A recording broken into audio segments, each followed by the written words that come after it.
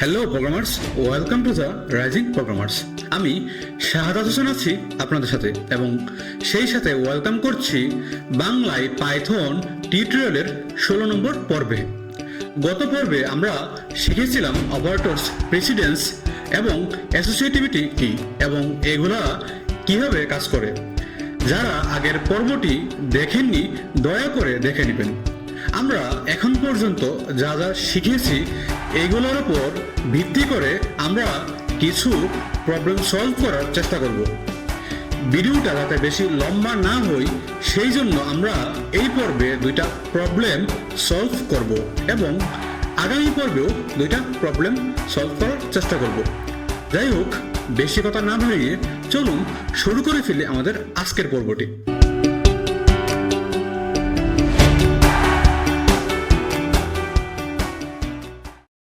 আমরা প্রথমে যেই প্রবলেমটা সলভ করব সেটা হলো compute the average of 3 numbers, অর্থাৎ তিনটা সংখ্যা থেকে আমরা গড় বের করব।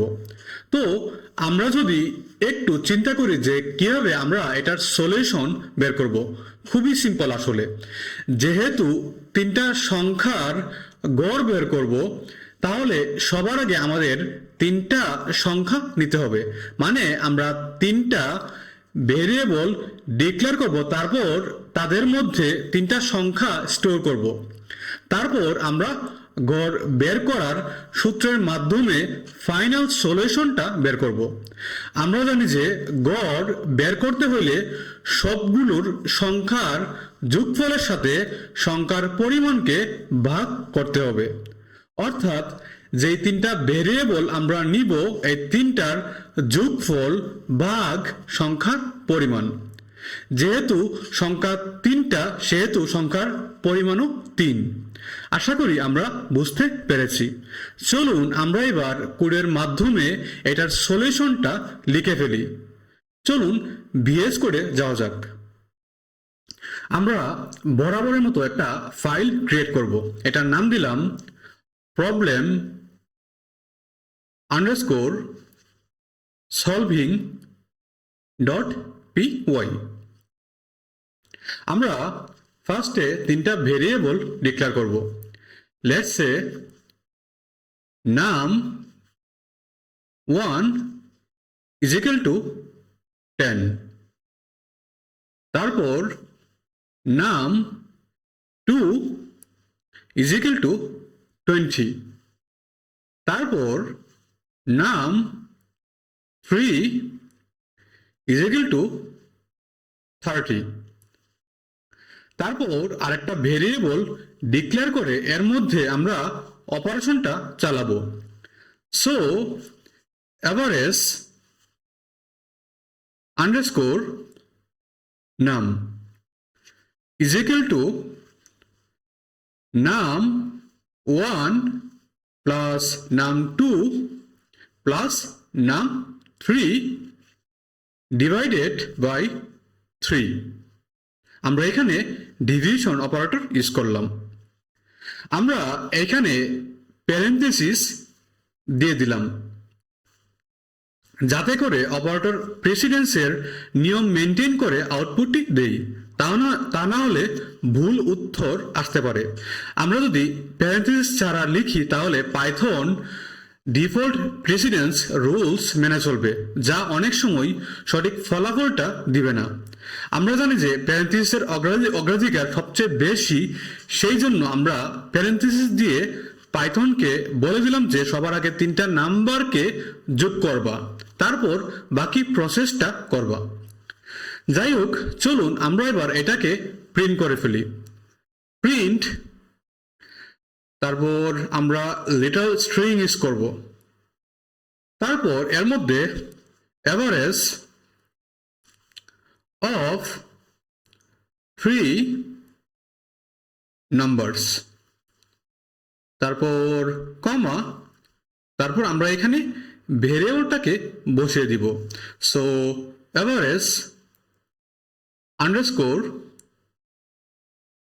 নাম আমরা সেভ করে নিলাম। তারপর আমরা টার্মিনালটা ওপেন করলাম। আমরা লিখলাম পাইথন, তারপর problem underscore solving dot P Y. So আমরা দেখতেই পাচ্ছি আমাদের আউটপুটটি দেখাচ্ছে অ্যাভারেজ অফ 3 নাম্বারস 20.0। তিনটা নাম্বারকে যোগ করে তারপর 3 দিয়ে ভাগ করা হয়েছে। আশা করি আমরা বুঝতে পেরেছি। এখন আসুন আমরা পরের প্রবলেমটা দেখি। এটা হলো কনভার্ট সেলসিয়াস টু ফারেনহাইট। একটা সেলসিয়াস নাম্বার বা ভ্যালুকে ফারেনহাইটে কনভার্ট করার জন্য আমরা একটা কোড চালাবো। তো আমরা যারা সায়েন্স ব্যাকগ্রাউন্ডের, আমরা পদার্থবিদ্যায় এরকম সমস্যার সমাধান করে এসেছি। হয়তো আমরা এটা অনেকেই ভুলে গেছি, কিন্তু হয়তো এটা দেখলে আমাদের মনে পড়ে যাবে। তো আমরা এখানে দেখতে পাচ্ছি সেলসিয়াস থেকে ফারেনহাইটের ফর্মুলাটা হলো F ইজ ইকুয়াল টু প্যারেন্থেসিসের ভিতরে C মাল্টিপ্লাই 9/5 প্লাস 32। এখানে C হলো সেলসিয়াস নাম্বার বা ভ্যালু। তো আমরা এই সূত্রটা অ্যাপ্লাই করে কাজটি করব। চলুন আমরা আবারও VS কোডে চলে যাই। আমরা নতুন করে ফাইল তৈরি না করে আগের কোডগুলোকে কমেন্ট করে নিই। আমাদের কমেন্ট করা ডান।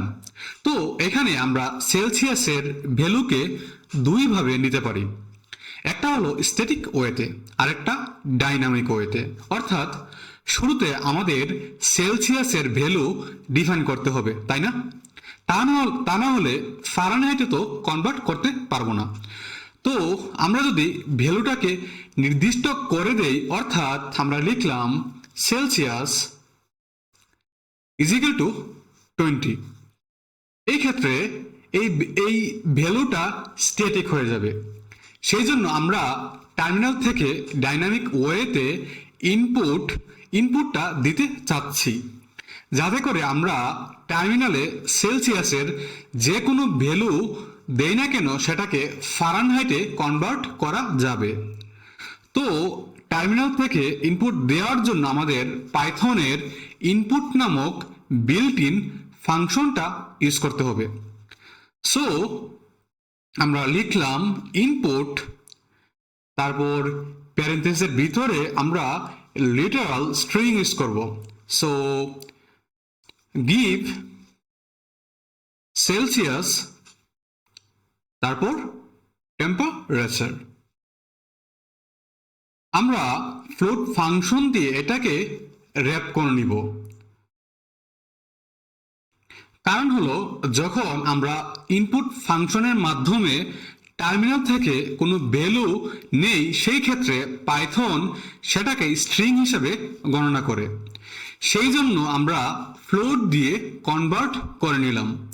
এই ক্ষেত্রে আরেকটা লাভ আছে, আমরা ডেসিমাল নাম্বারকেও ইনপুট হিসেবে দিতে পারবো। আর আমরা জানি যে গণিতের ক্ষেত্রে স্ট্রিং কাজ করে না। এখন আসুন আমরা ফর্মুলাটা লিখে ফেলি। So Fahrenheit is equal to Celsius multiply 9 divided 5 plus 32। আমরা প্যারেন্থেসিসের মাধ্যমে সেলসিয়াস তারপর 9/5 এটাকে র্যাপ করে নিলাম, যাতে করে অপারেটর প্রেসিডেন্সের রুল মেনটেন করে। আমরা এখন প্রিন্ট করে নিব। সো প্রিন্ট, তারপর লিটল স্ট্রিং ইউজ করব। সো ফারেনহাইট, তারপর টেম্পারেচার, তারপর কমা, তারপর আমরা এখানে ফারেনহাইট ভেরিয়েবলটাকে বসিয়ে দিলাম। সো ফারেনহাইট আমরা সেভ করে নিলাম। তারপর ভিউ থেকে টার্মিনালটা ওপেন করলাম। So Python problem underscore solving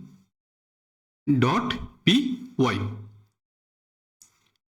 আমাদের এখন যে কোনো একটা নাম্বার ইনপুট দিতে হবে। So let's say 25। আমরা এন্টার প্রেস করলাম। সো আমরা দেখতেই পাচ্ছি আমাদের সেলসিয়াস নাম্বারটি কনভার্ট হয়ে ফারেনহাইটে চলে এসেছে। সো 77.0। আমরা যতবার ইচ্ছা করব ততবার নতুন ইনপুট দিতে পারবো এবং আমাদের প্রোগ্রাম সেটাকে ফারেনহাইটে কনভার্ট করে দিবে। সো আশা করি আমরা বুঝতে পেরেছি। And that's for now. দেখা হবে পরের পর্বে। সবাই ভালো থাকবেন, সুস্থ থাকবেন এবং সবাইকে নিয়ে সুন্দর একটা জীবন উপভোগ করবেন।